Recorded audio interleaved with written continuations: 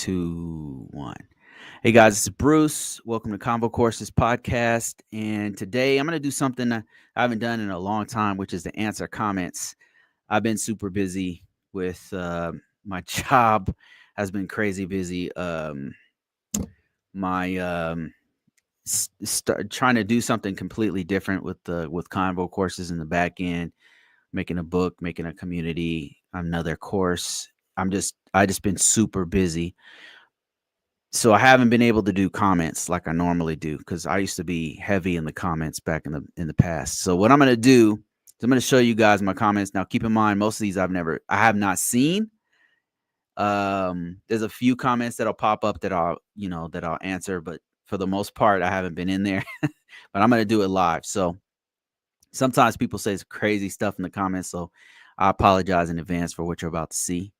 All right, so first one is on YouTube, and if you guys have any questions or anything like that that we could talk about, then I'm 100% down with it. I'm starting early today because I've got some stuff to do on my business offline. So let's see. First question is coming from YouTube, and they said the fact that Bruce sits here and gave this training free of cost is the reason I'd like to buy his course. Well, the reason why I buy his course. Okay, I appreciate that. Thank you for your support. He says there are people doing this job and some collecting a hefty six-figure salary. I love it, and we only got 1,000 views and 505 comments. Damn, people are lacking. Thanks for your support. I appreciate that. Thanks for your support.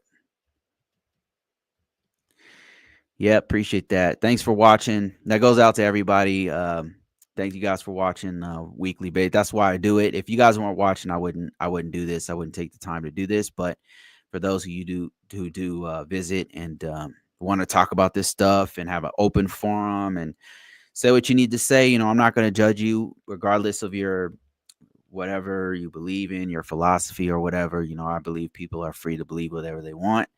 We don't have to agree. For me, we don't have to agree for us to be friends. We don't have to agree. And for me, that's helps me to learn, because if I can see from somebody else's perspective, it gives me some insight into my own perspective. So thanks for watching. Let me see what else we have here. And I am monitoring comments as much as I can. Somebody said, congrats, Bruce. Thank you so much. Appreciate it. A few people watching on TikTok. All right, let's keep going. Another comment. Let's go to the next one here. Somebody said, wait, what are they talking about here? Let me see. Okay. All right. This right here is a popular video I did. Got really popular. I did this like 3 or 4 years ago.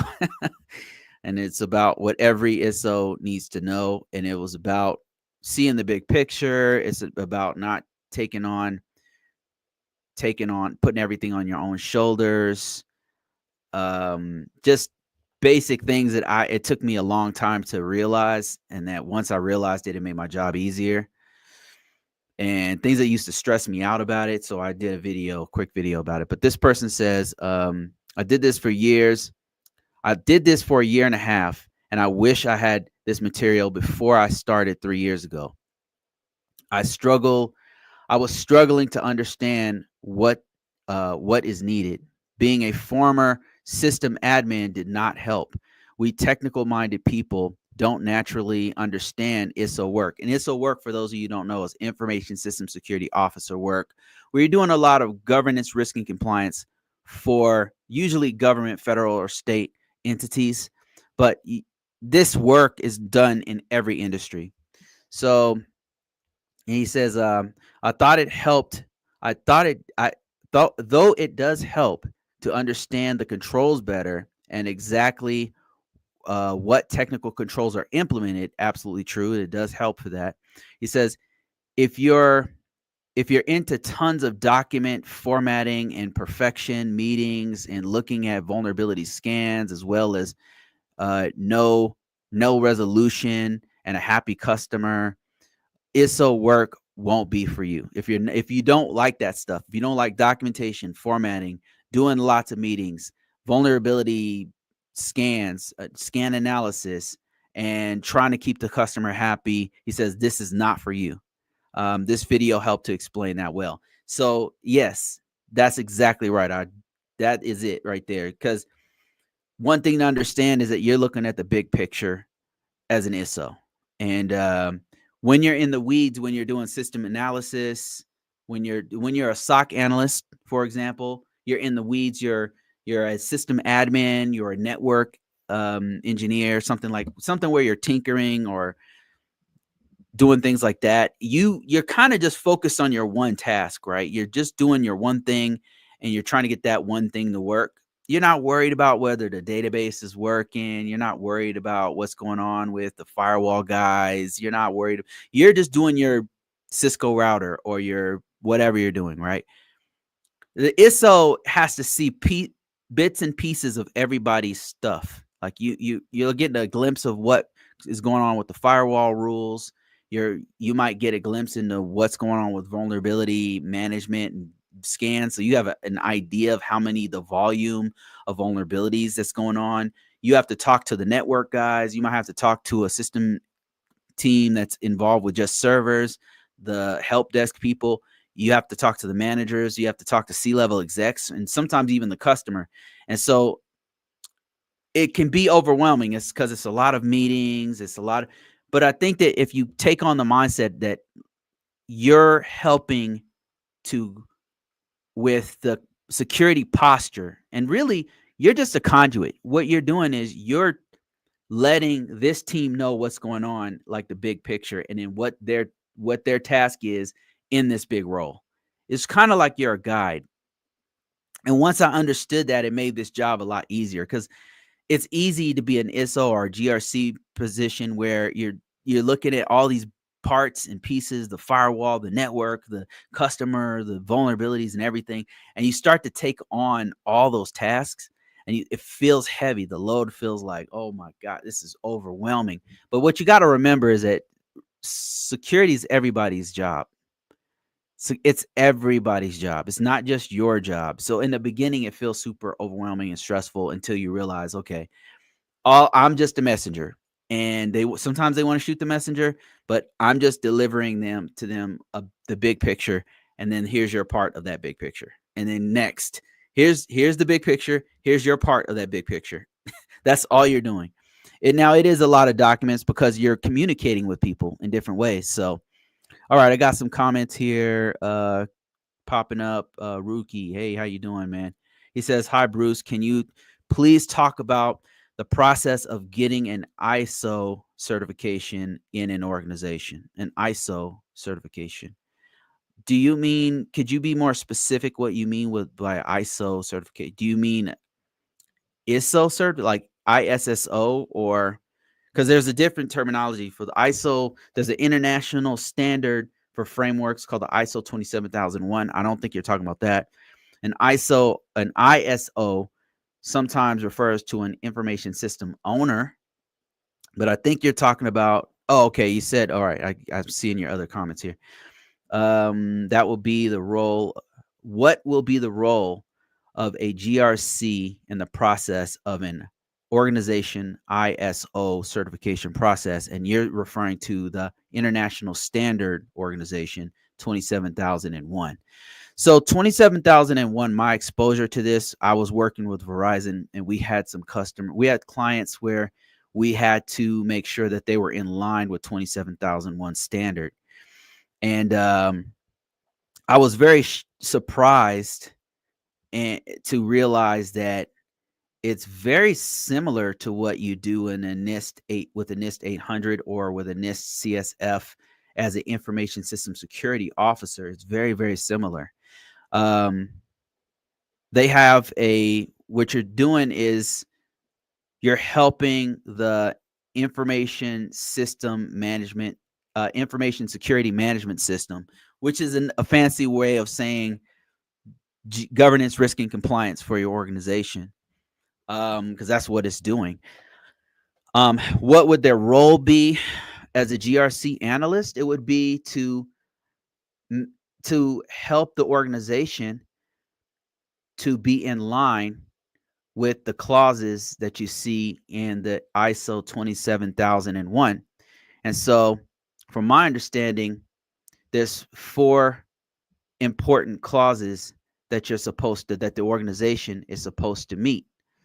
And one of the top ones is the organization to understand the context, the how cybersecurity works in their organization. The leadership has to understand how cybersecurity is done. I know that sounds like a very nebulous thing to say, but like what are you actually doing? Security policy. So one of the best ways to explain to the organization and to articulate for the leadership to articulate what's the context of cybersecurity, what is the information security management system, is to do a policy, because the policy is going to be in line with, if you're using a GDPR, if you have to be in line with FISMA or whatever regulations that have to be in that for the region that you're in. um, the policy will reflect that. The policy is going to say, okay, look, here's what everybody has to do for access control. If you have any kind of system that requires access control, here's what you do. You'll have multi-factor authentication at a high level. You're just going to explain everyone will have high a multi-factor authentication. There's no exceptions. That's just an example. That's not, you wouldn't, that's just one example of what you would say. But another thing would be, I don't know, incident response. It would address, the policy at a high level would address continuous monitoring. How are we going to monitor? Are we going to collect logs from what systems? It's going to talk about access controls. It's going to talk about all the basic security practices.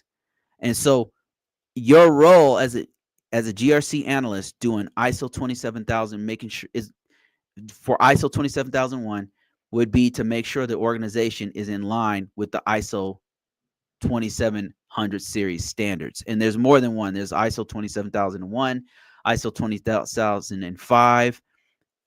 So that's what you're going to do. So the best thing you can do is to start to read and understand the ISO 27001 standards. Let me see if I have that book available here. I think I might have it right here. Okay, I think this is, yeah, here it is right here. So this is a book I did about it. This book right here, all I did, all right, the secret is all I did was I took the actual ISO 27001 standard 2022 and I just expanded on it. I bought the actual book. The pamphlet's only like 9 pages. The EU one that you get is 9 pages long or something. 10 pages, I don't know, it's pretty short. And it has a breakdown of all the clauses you have to do. And it's about $130, right? This is not $130, right? So this expands on what you do in each one of those clauses, and it gives you a big picture of, and you don't have to listen. There's tons of resources out there. You don't have to buy my book about it. There's awesome resources. Start with YouTube and start to understand ISO 27000 series. Understand the series, because this breaks out into other deeper breakdowns. Like the ISO 27002 is the controls. The equivalent of this ISO 27001 for NIST 800 would be NIST 837, which is a breakdown of how an organization should meet NIST 800. So that would be the same thing for ISO 27001 standards. You would use this one to give you a broad idea of what you're supposed to do for an information security management system. And then when you get into the controls, it'll be ISO 27002. And the equivalent of that in the NIST is the NIST 853, which is a security category. It's a catalog of all the security controls. So they both line up. It's crazy how similar all these um frameworks are. And it kind of when you think about it, it makes sense because they all have to do best security practices. It's like the laws of physics. Like all of us are subject to gravity, right? All of us have to do, and just like in computers, there has to be some method of authentication. And how are you going to do that? You need a unique identifier and you need an authenticator. It can be using your thumbprint, it could be using your eyeball, it could be using a password or a pin, but there has to be those two, some way to authenticate you. There's different laws that all the standards have to meet. So that's how it's going to be similar. And thank you for that $20. I really appreciate that. There's some great resources out there that are free. You don't have to buy this book, but this is a great place to start. And you should, if you're actually in the role, I would encourage you to actually buy the ISO 27001 from the EU. So even though it's $130, get your company or organization to buy it. They should invest in that if you guys are using it. All right, let me see if anybody is talking to me on TikTok. And yes, there are some people talking to me, so I will answer you guys' questions. I appreciate it. Let me see. I'm scrolling through. Thank you guys for joining. Appreciate it. Nana just joined. Eno just joined. Can we ask questions here? Yes. Somebody asked, seems like you're busy explaining random stuff, man. People are asking me questions. I'm answering them, So, somebody said, Fidel said, would have been helpful as I had some questions to ask here. I feel you. Are you in London? Okay, they're just talking amongst each other. Somebody said, hi, I want to get into GRC and I am currently in finance. I don't know where to start. Okay, so finance is one of those areas that that lends itself to governance, risk, and compliance. In fact, the original use of governance, risk, and compliance comes from finance, the finance bros.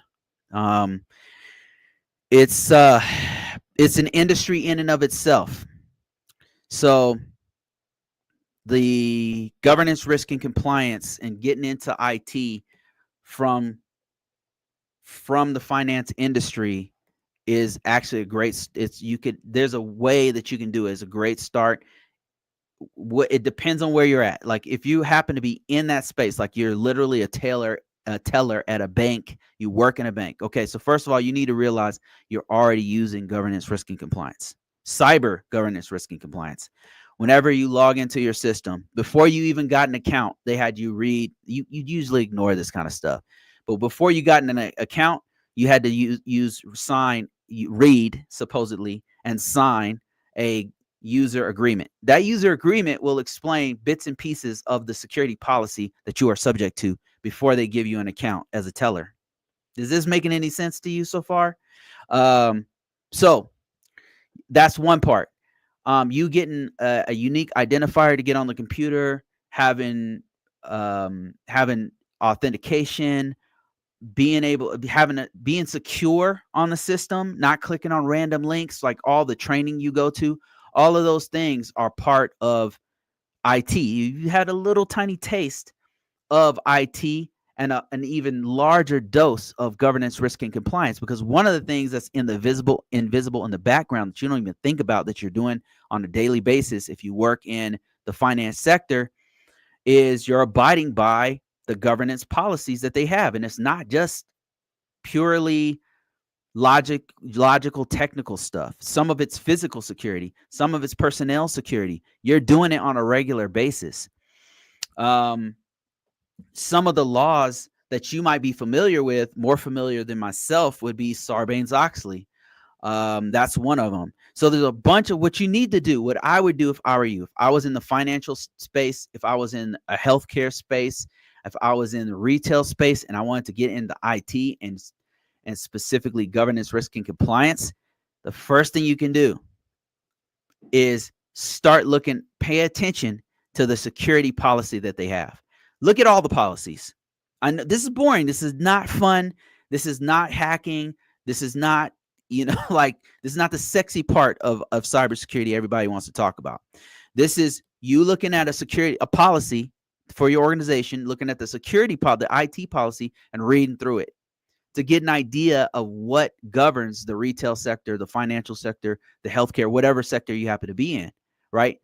You can start there right now. You can right now start there.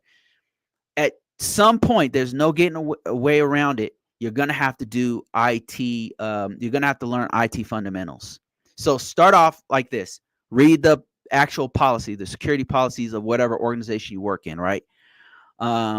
Start to understand those and how it applies to IT and how it protects the assets of the bank or wherever you work. Another thing is to actually learn the IT fundamentals, because this might not be for you. If you can't get through basic IT fundamentals, this is not for you. You don't have the patience for it. You just don't have. Maybe you just don't care about it enough to pursue it. But those are the two things I would encourage you to do right off the bat. All right, so let me see here. Let me see if I have other questions. What are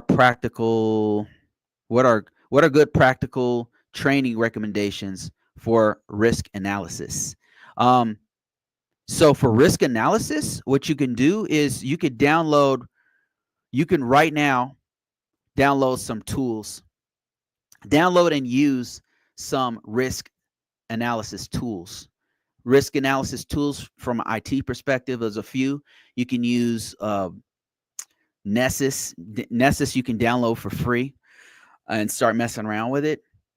You'll learn in downloading and installing and running it on your own network. You'll learn how to actually put it on a network.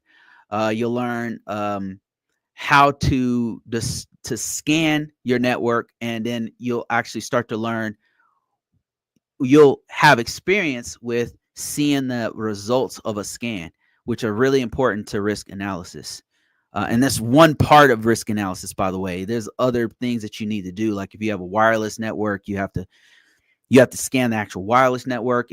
There's physical security you have to worry about. There's making sure that there's proper processes in place. There's a lot, but this is just to get started with the tools. That's one set of tools that you can use. There's a bunch of open source scanners you can use.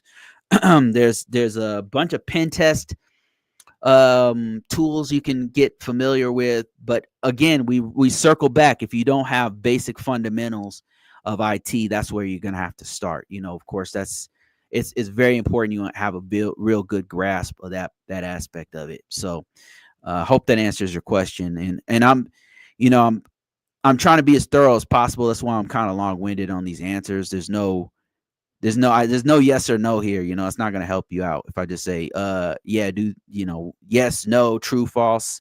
I'm trying to give you some perspective here. Risk analysis from a GRC perspective. Yeah. So risk analysis from a GRC perspective, like I said, it's going to be a little bit more well-rounded than you're just a pen tester. So I'm not telling you don't be a pen tester or don't learn that stuff. That's really cool to know, like how learning Kali Linux or some of the tools that Kali Linux use, and more importantly, some of the methods that you use for ethical hacking. Really important part of risk analysis. But other tools will be scanners like Nessus. You can download those, and that will be something that will help you out. And really, if you understand basic IT and then build from there, learning the best security practices is also really important to helping to manage the risk of an organization. I mean, I hope that makes sense. If you know how a network is supposed to work, then you'll know things like the difference between a public IP and a private IP. And then you'll understand when you get into an organization, okay, how are they protecting IPs that they have in the public? What IPs that are supposed to be internal that are actually exposed?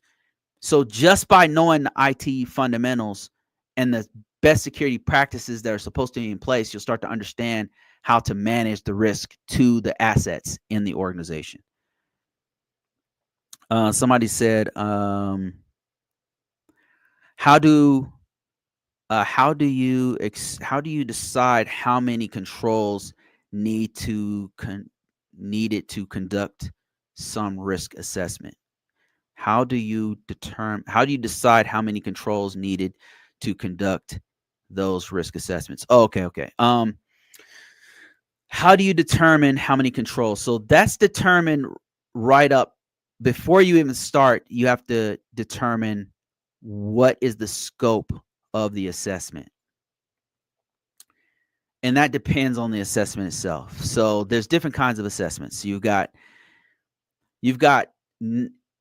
a complete assessment that is going to hit all the main components of a governance risk of a GSS system. Like if you had GSS means general support system, that means like a bunch of network. This is usually what people think about when they think about doing an assessment, a general support system. But there's other kinds of assessments. That's why I'm telling you about it. So general support system is a bunch of different networks all put together, a bunch of different computers put on one massive network that are broken into subnets or whatever, however they put the network together. It's a whole bunch of systems. It can be a whole bunch of Windows systems with a whole bunch of Mac systems, and they all work together to do one mission. And they're going to do scanning. They're going to do interviews on people to make sure people know the policy. They're going to make sure they're doing backups, and then that scope will determine how many controls you need to use, how many controls that you need to do. And in that scope, like you're doing almost everything. Like you're doing a little piece of everything. So you're hitting most of the controls. Most of the controls that are in the environment, you're going to try to hit them. Now, if you had an environment with 1,000 systems and you only have 3 days to run the whole scan, and you can't hit all 1,000 systems. So what you'll do in that case is you'll take a sample size, and you'll take 10%, for example. You'll take 100 systems. You say, okay, we're going to only scan a random set of 10% of this environment. Now, we know that you have some Linux systems and some Mac systems and some Windows. So we're going to take a sample set from each one of those, and we're going to scan those.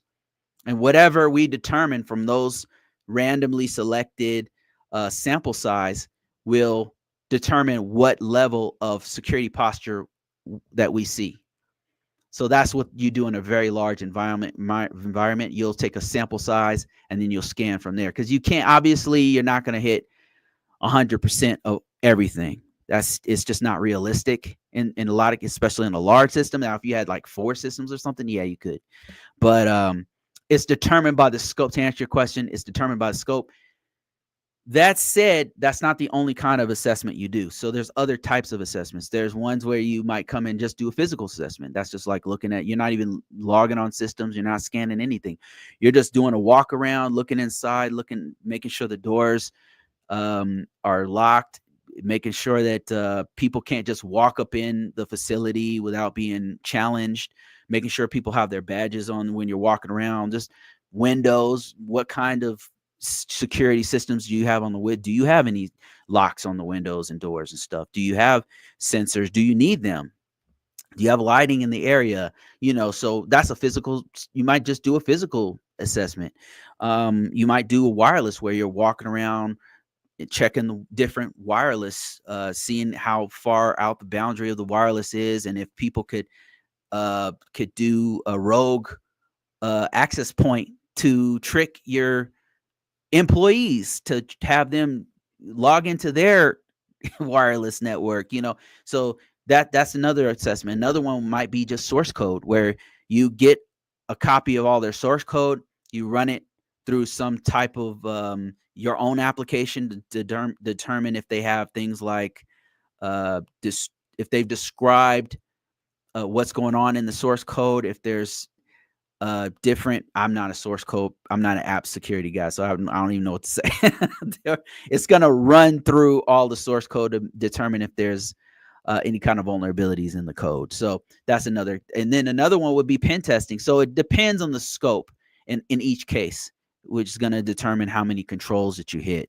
And it's going to be approved by whoever you're doing the scan with. So before you even start, you'll say, okay, it looks like we're going to have to do this kind of assessment, looking at just your web apps. We're going to hit these 10 systems. We're going to look at all the controls of NIST 800 for these 4 systems. And it's kind of like you're in the security assessment plan. You'll say, it's kind of like, do you agree? Here's what we're going to do. And then, do you agree? Because they can push back and say, no, we don't want you to hit all 4 of these. We want you to hit just these 2 web applications. And we don't want you to use NIST 800 controls. We want you to use the NIST CSF 2.0 framework or whatever. Or we want you to use ISO 27001 or ISO 27002 controls or whatever. So it's determined by the organization and the actual assessment team that's doing it. Let me see here. Professor Black Ops is here. Thanks for stopping by, man. I appreciate you. Let me see. Got some other comments.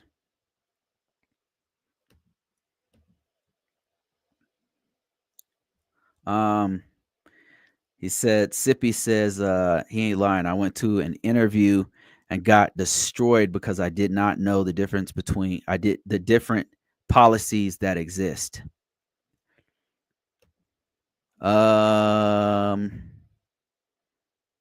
Okay, Larry, my man Larry, how you doing, sir? He says, what's up, Bruce? What's up, chat? He says, hey, I was gonna grab your GPT prompt book. Working on my resume, unfortunately. Oh shit. Hang in there, Larry, man. I wouldn't leave just yet, man. I would stay where you're at. Don't let this whole thing deter you from your goals. And he said, would you consider it still current or should I wait for an update? I did a book right when GPT started getting hot, where I was breaking down how to use it, how I've been using it. It's changing so fast, Larry, to be honest with you. The best thing you can do if you're trying to do GPT and get deeper into it is to just jump straight into it, watch videos on it. The most current stuff, this field is moving so fast that a book cannot keep up with it. And I knew it would be fast, but it's very, very fast. It would be good to get a good foundational understanding, but the best thing you could possibly do, this doesn't benefit me, right? Like I should tell you, oh, you got to get the book. Here's the book right here. Just buy it right now. Listen, if you're trying to get into AI, generative AI, probably the best place to start would be, well, YouTube, obviously, because it's free and there's tons of stuff and it's all like it's constantly happening in real time. And they'll have like an hour-long video breaking things down, and it's 2 days ago, right? It would be the best one.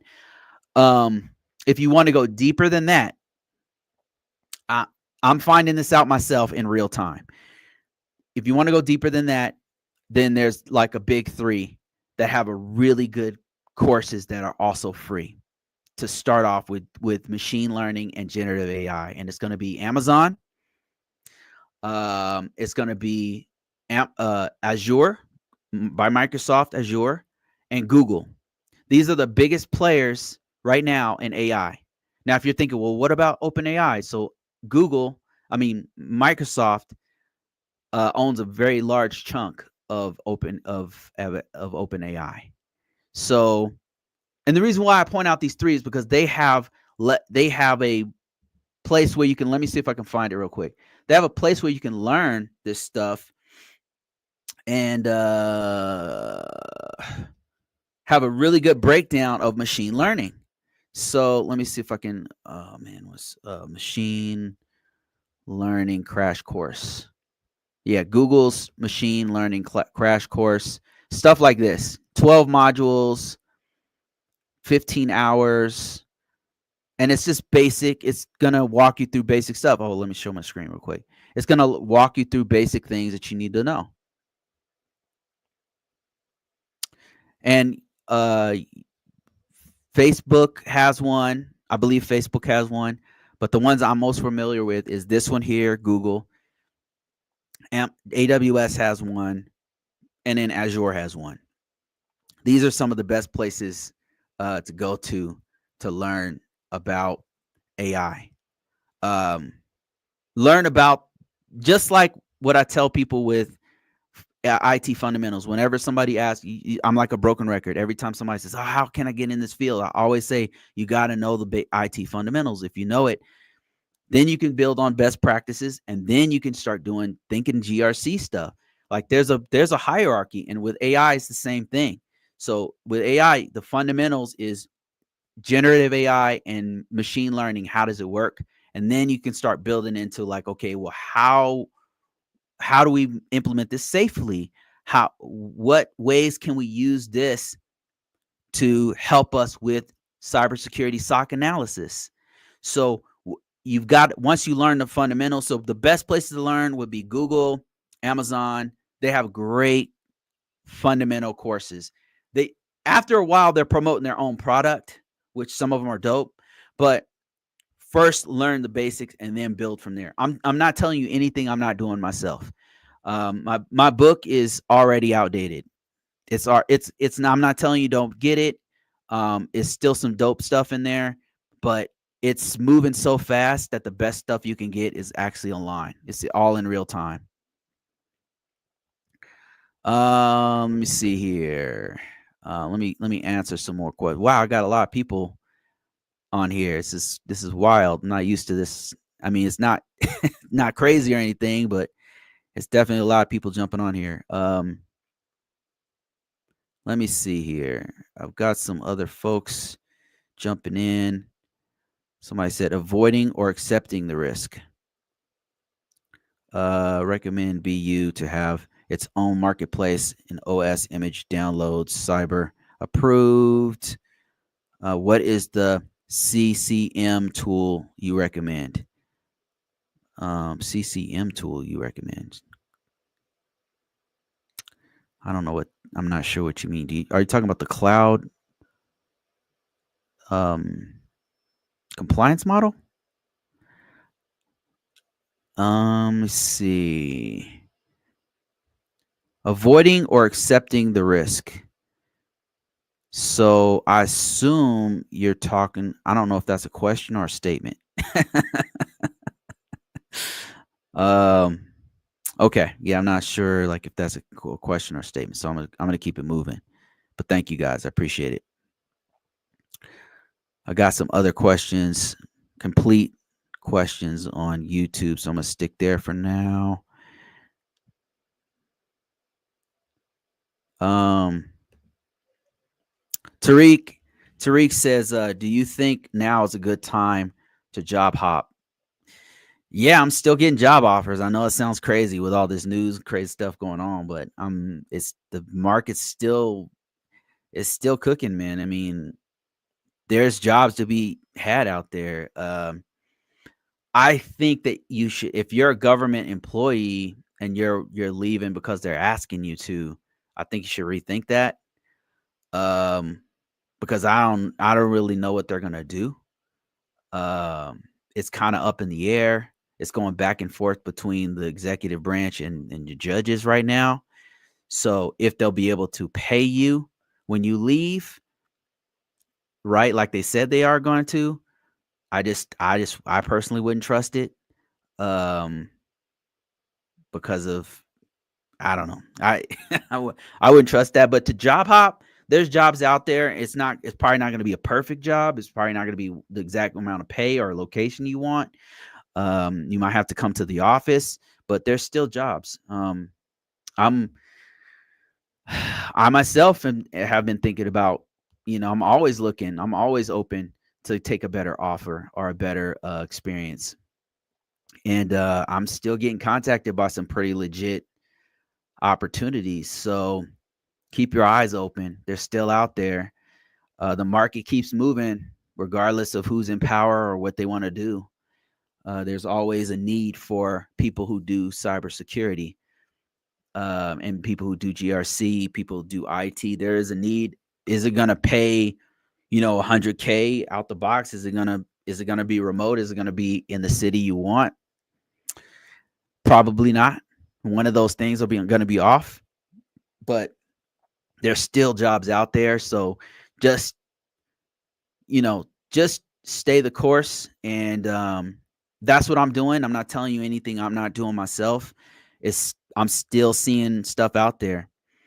Um, and Larry said probably not, but some of us don't have a choice. Looking kind of grim in the federal space right now. Yeah, federal space is a little shifty. I don't know what, like, it's just is weird. And and I'm not trying to be political or anything, but to be honest, I'm working in that space right now, and number one, what they're doing is for sure they're having people no longer work from home. So they're pulling all government employees back. That's a mandate I think it's about to end in like a few days.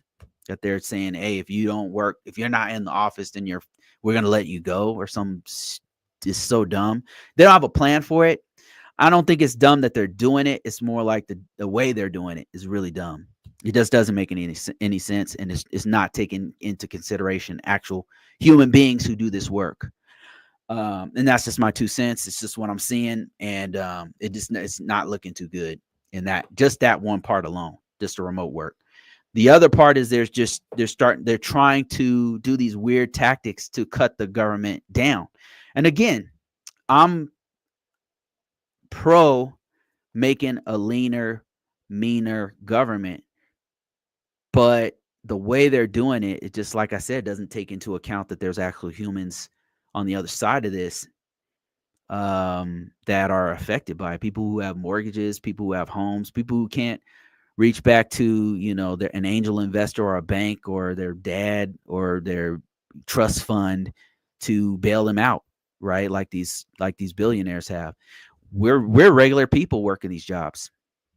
Regular people with regular lives. We haven't taken all these crazy risks, and it's affecting government workers, and it's just the way they're doing it is not. It's not empathetic. It's not compassionate, and we can go back and forth. And I think you would have a point if you said, "Look, the government has to be smaller. We need to save money." Those are true statements. I agree with that. I agree with that. But the way they're doing it is it's just not smart. In my opinion, it doesn't, unless they know something I don't, which, there's a reason why they make so much money. There's a reason why they're so wealthy. Maybe it's because they're cutthroat. I don't know. Maybe it's because they don't care about humans. Kind of a dark way to think, but there are opportunities out there for you, Larry, especially somebody with your skill set. Just remain positive, and just I'm telling you, there's stuff out there for you. And the way that I'm going to show you guys exactly how I do it, exactly how I get a job on this call. Let me just take a couple of more comments here. Let me check TikTok. Nothing, no real. Let me see if there's any good questions or comments here. Somebody said, you would have to review what is being assessed, as not all controls will apply. Yeah, very true statement. Got to figure out what the scope is. Okay. Nothing really going on there. So I want to walk you guys through, if you happen to be in the middle of looking for jobs, I want to show you guys what I do. Before I do that, let me see if there's any other comments going on. It looks like there is some worry about the job space. Okay. And he says, yeah, federal space looking crazy right now. What are you gonna do? Says Tampa area has tons of DoD jobs right now. I heard Huntsville is another spot that has tons of jobs available. I was considering getting out and I am about to switch my job from signal officer to network engineer. That will add more time and service, but I will be better prepared to do civilian work. And then Larry says, I used to fly in and out of Tampa area, and a lot of old, have my old unit in AFSOC, and think it's in Hurlburt Field, if I remember correctly. Okay, I want to show you guys what I do. What I do to get jobs. I'm going to go to my LinkedIn page. What I do to get all of these offers. All my secrets about to be revealed right now. And just so you know, I'm constantly getting opportunities. Not all these opportunities are things I want to explore. Not all of them are things I want to do. But here's my real resume. This is what employers are currently seeing when they go to, here's where I actually work. Here's the university I went to. This is real stuff. Some of these people are people I really know who commented on my stuff. This is what I currently do. This is real. So let me show you what I do. So number one, I start off with a really good ATS style resume. So let me show you that real quick if I can find it. You'll notice that if you go through this, if you come over here and you subscribe to this network, that my profile is completely filled out. You don't have to add all of these videos and stuff. I don't know that will help you, to be honest. The main thing is to do your experience, fill this completely out, put any kind of education you have, any kind of certifications you have, your skill set, make sure you fill that out. Communicate with anybody who you know, and leave them comments, so they'll leave you comments back. Fill this thing out completely, and not with just anything. You'll notice I have a lot of keywords in here. Make sure the keywords are in line with what you are trying to do. Like for Larry, what I would do if I were you, Larry, is lean heavily on your project management experience. Put that you're working on a PMP, or you have a PMP, put that in there. I would put in there that you're working on your Security Plus, or you have a Security Plus. I would put any kind of skills you have. If you have any exposure to IT whatsoever, I will put that in there. That's all I've done here. I know these things that you see here in the top of my profile are things that are either things I really, really want to do, or things that I have the best skills at. Risk management framework. I know this is a key word. That's why I put it in there. If you're familiar with risk management framework, if you've done it, if you touched it, if you could speak to it when you get to a resume, then put it in here. Any kind of top certifications you have. If you have, I put public trust. I have that, a public trust. Any types of popular tools that are currently being used, put those in there. Certifications that you have, put those in there. In your job, when you get here, and this stuff, you can see this in my actual ATS style resume. That's why it's important to start with the ATS style resume, because it'll help you to quickly fill all this other stuff out. So this right here, and this is just one example. The great thing about LinkedIn is that you can use other people's resume in their profile as an example. So here I put all the stuff and I do, and you'll notice not only does it have keywords, but as much as possible, I try to put like impact statements. What was my impact to the organization? As much as possible. A better example will probably be my last job at Verizon. So I put the impact here more often. I probably need to improve the other one. So look how I put this. So I said, worked at Verizon. I put the time period. I was remote. I said I mapped security controls and policies to the NIST 853. And this is exactly what I did. NIST, CSF, CIS controls, and ISO 27001 frameworks. And what was the impact? Um, Mapped hundreds of controls to 2 clients to determine compliance with three or four frameworks.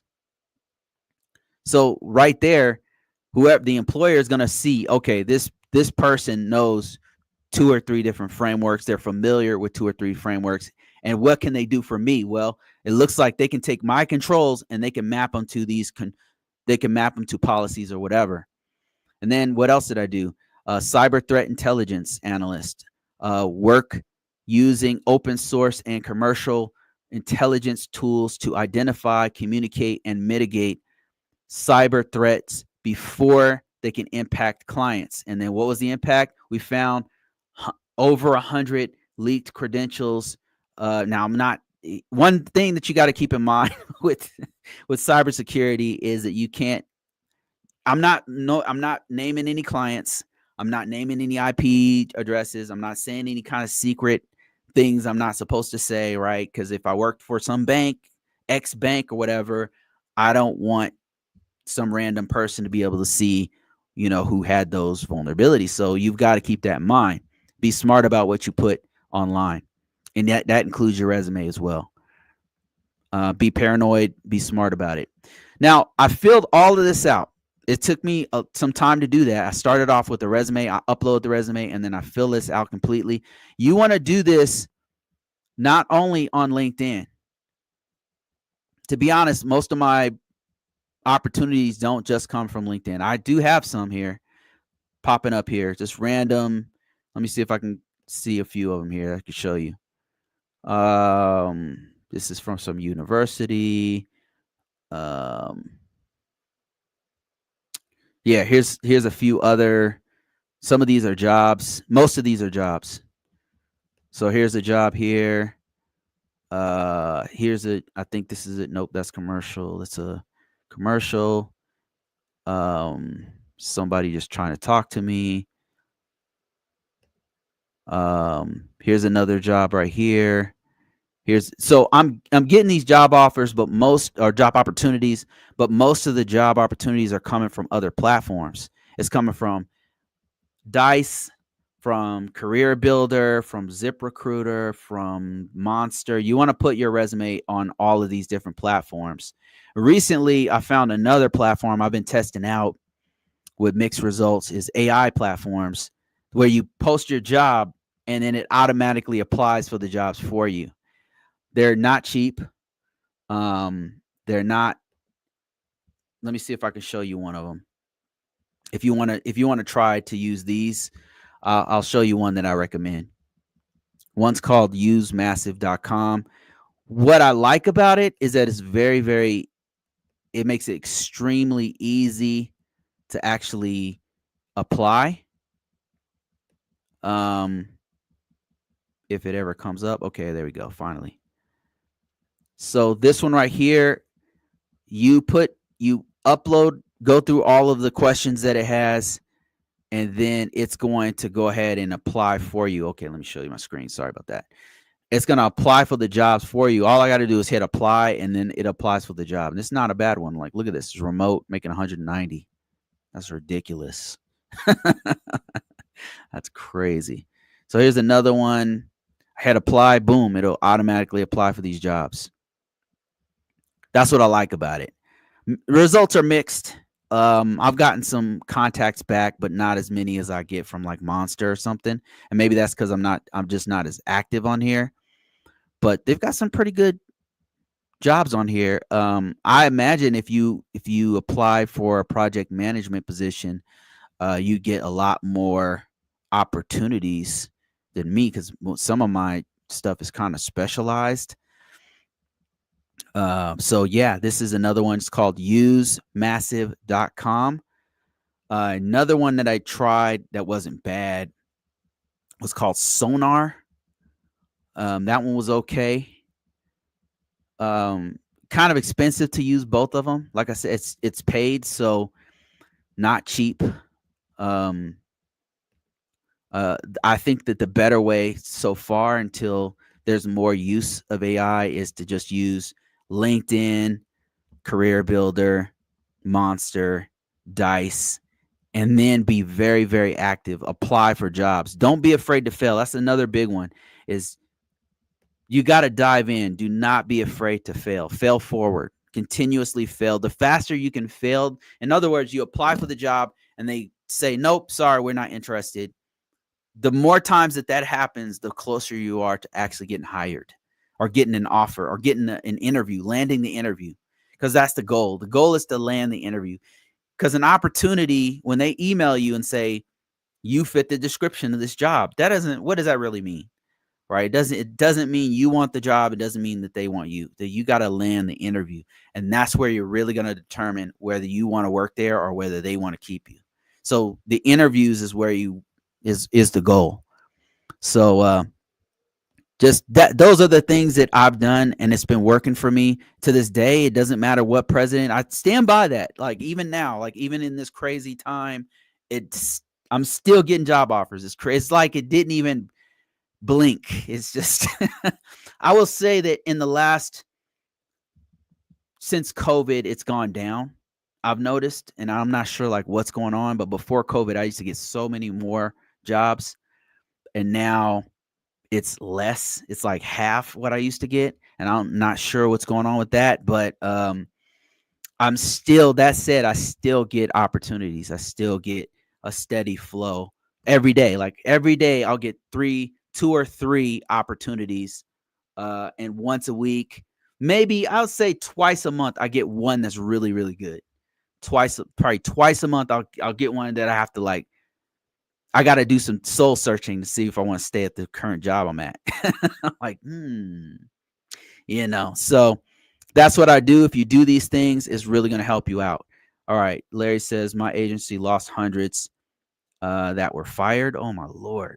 Hundreds, if not thousands more taking the buyout early retirement. My division lost its two most experienced people. Unbelievable. Unbelievable. Yeah, this is so since I'm working at one of the organizations I work at DHS, and they haven't started like kicking people out yet or firing or anything like that. What they did start doing was the remote thing. I do believe they're gonna start cutting it back.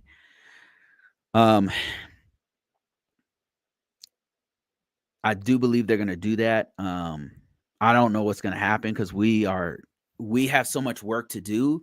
In fact, my biggest problem there has been that we have too much work, and I've been asking them for years to hire more people, especially more ISOs, more cybersecurity people, and down the line to do the level of work that they want us to do.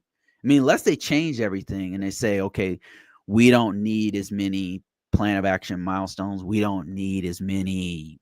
If they change their process, we wouldn't need as many people. But if the current process that we have to maintain the level of security posture that they want, we definitely need more people. So if we just recently lost a person.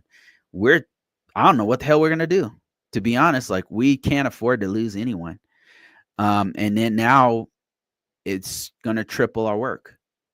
So I don't know how many people are gonna stay in that environment. In an environment like that, I've been in this situation before, and after a while, people just start leaving. Like what'll happen? It's like domino effect, and like it's like a domino effect. One person, like you lose critical people who did a lot of work or had a lot of skills and were like a bedrock. They were like a keystone for the company, for the organization, and upper level leadership don't really see that, but we do. There's key people, and if you lose those key people, it's like a domino effect that people don't want to stay around, because then it gets really, really, really hard when you lose those really strong people, and it just gets ugly after that, and then it's hard to maintain anything, and then you're scrambling to get anyone into those positions, and then they're desperate, so they'll just hire anybody, and then they end up going through this process where they are hiring a bunch of people who shouldn't be in the position. They'll hire people and then they'll let them go after 6 months or whatever. You just wasted your time with this person for 6 months. And then another person comes in, and then it just keeps on going like that. The last one of the jobs I was at, that this exact thing happened. They try to cut staff. We already had a lot of work. They try to cut staff. They start hiring a bunch of people and then giving them all this extra work. These people, one after another, people will come in, see what's going on. 3 months to 6 months, they're gone. And then they just kept happening until we lost the contract. That kept happening until we lost the contract. It just wouldn't, and then I don't know if the government did a restructuring or whatever. The main thing was the contract. That was the main issue. It's really hard to work in those environments. All right. Let me see. I'm looking on TikTok to see if there's any other comments. Let me read through some of these. Let me go all the way to the top if I didn't see something here. Scrolling through. Bear with me. I'm on like 3 different platforms. Yo, GRC Love, I see you. Let me see. What are some practical training to do for risk analysis? I answered that one.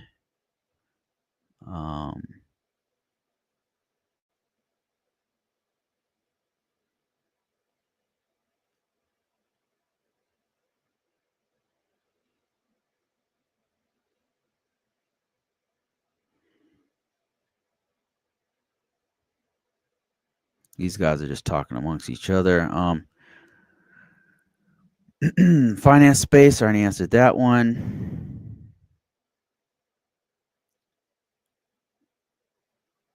Oh man, they are freaking roasting me on TikTok. Roasting me, man. What can you say about NIST release of AI governance? I read through it. It's I think it's good that they delivered something, that they actually start looking at it.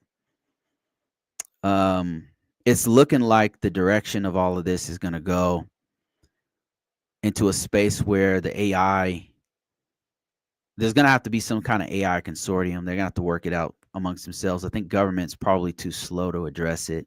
I think it's good, to answer your question, I think it's good that the NIST actually addressed it in a very general way, and they're using the same framework that NIST CSF does, which is to keep it broad and it's hit different functional parts that you should have with AI or machine learning.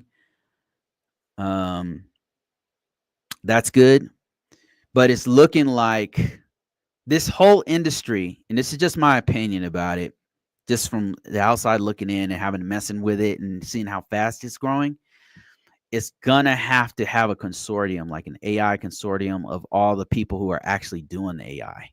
Like, I think your OpenAI, Google, especially, definitely Google, AWS, Amazon, and Microsoft, and maybe some other entities in the US and Canada and EU are going to have to come together.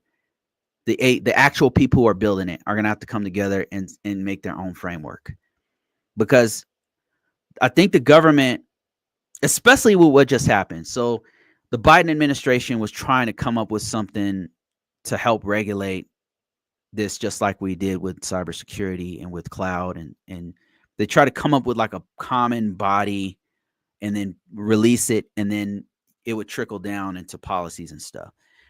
And then another administration comes in and does the exact opposite. And I think you can see a pendulum swinging in many countries around the world. It's going super left and then super right. And they're, instead of actually doing something logical and that makes sense from a security perspective and from a safety perspective, they're all thinking of their own interest. and their own interests, whether you're left or right or in between or libertarian or whatever, you're gonna insert your own like religious beliefs, or your own emotions are being shoved down the throat of everyone. On both sides, it's going back and forth. And I can see, like, if the other side comes in the US, they're going to go the whole other direction with everything, with AI. That's what's happening. It's going one way left and one way. So they're not going to be able to come up with a decision for AI. They're not, there's no way it's going to happen. Not with the government. So I think that what's going to have to happen is, unfortunately, the companies are going to have to come together, and maybe fortunately, I mean, depends on how they do it, because actually PCI DSS is what happened with the credit card industry. Credit card industry all got together, MasterCard, Visa, all of them got together and said, okay, we need to do something to protect people's credit card information. Let's come up with best security practices that we can have other organizations do, like for your retailers. And that's where PCI DSS came up. I think that the same thing will have to happen with AI. So, let me see. I got a question here. How can someone learn and practice the use of tools for analyzing risk, such as Nessus or EMAS, EMMAS? Um, well, you could use Nessus. Let me show you. Nessus. You can download Nessus. Let me give you a demonstration here. Let me see if I can remember. I've already downloaded it myself. Let me just show you this. You can use tools like this and start messing around with it. Let me show you my screen here real quick. This is what I do. Let me see. There's a Nessus client that I downloaded locally. And okay, I got to share my screen on. I'm not gonna be on here too much longer, guys. I got some stuff to do, but I can show you a couple tools that I've been using. Showing you my screen. Boom. All right, so this is a local instance of Tenable's Nessus Essentials. So this is one tool for analyzing risk that you can run on your own local network. And check out your own local network. And let me see if I can remember how to GRC. This is something I'm doing for a course I'm building. Roadmap 1. Let me see if I can remember my password.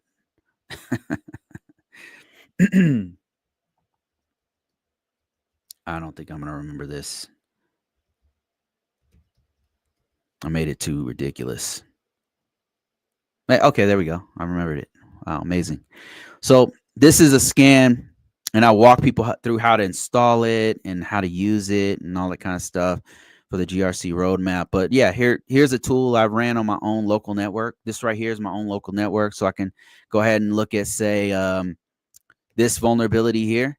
It's on an actual system here, and it's got a bunch of informationals. And I just ran a non-credential scan, but I could look at what's going on with this system, and it breaks down medium. See how a SSL certificate cannot be trusted. This right here is a common vulnerability I see in real environments that I work in. Several different networks I've seen, and it's telling you what the description is describing, what the vulnerability is, which is very important to analyzing risk, and then how to fix it. The remediation, purchase or generate a proper SSL certificate. And then it tells you what it looked at. This is the plugin output. Plugin output's telling you, okay, this is what I'm seeing. This is the certification I'm seeing on your particular system. And then if you want to go deeper, it's telling you what's the CVSS score. This is also important, very, very important to risk analysis, because this is telling you the level of risk. This 6.5 tells me that it's a medium risk, high medium risk. And when this vulnerability came out, all kinds of stuff. And this is something you can do right now today in your own environment, and you can put it on your resume as a project. And there's other tools you can use, and this is one of the most popular ones. But I believe, you can do this with Qualys. You can do this with multiple different systems. Somebody's asking me about EMAS. I think that you might be able to access EMAS, and I don't know for sure. I don't use EMAS on a regular basis, but Chris from Tech Woke, he has a breakdown of how to do that, and I haven't checked it out. But EMAS, you might be able to get access to EMAS. So you know. EMAS, for those who don't know, is a GRC. It's a GRC tool that's similar to like a CSAM, or what's the other one? Archer. And all it does is it helps you to consolidate all the documentation that you're supposed to use for when you're going through the risk management framework process. Is one of the many things it can do. Is it can also help you with vulnerability management. Some of those tools can help with vulnerability management as well. All right, guys. I think that's it for this one. Let me see here. Let me see if I have any other comments. It's an automated GRC toolkit. Okay. Somebody's talking about our GRC toolkit. That's kind of cool.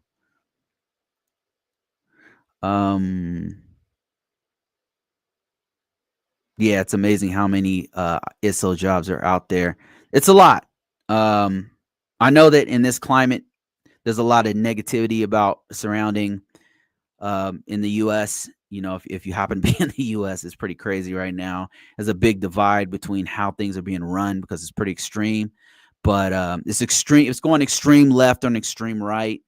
And there's few of us caught in the middle who just want to get paid and live our lives, and we're affected by it. Caught in the middle, especially if you happen to be in the government space right now, it's pretty rough.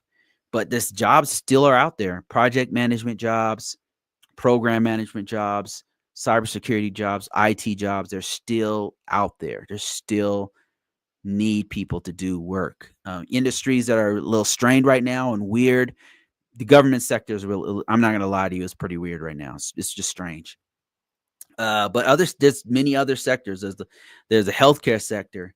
There's the finance sector. There is a need for your skill set, but you just have to know how to get your name in people's mouth, get yourself out there. And the way you do that is by putting yourself on the job market, by going to all these job aggregators. And hell, you can even do like I'm doing, start testing out these AI tools like Use Massive. It's spelled Use Massive, all one word.com. Go ahead and try that one out. All right, guys, that's it for today. Thank you guys for watching. I got some stuff to do on the back end here. I will be here next week. Hang in there. I know times are rough. I'm feeling it myself. It's kind of crazy in this space right now. I'm not sure where we're going to go with this, but the opportunities are still alive. All right. Later, guys.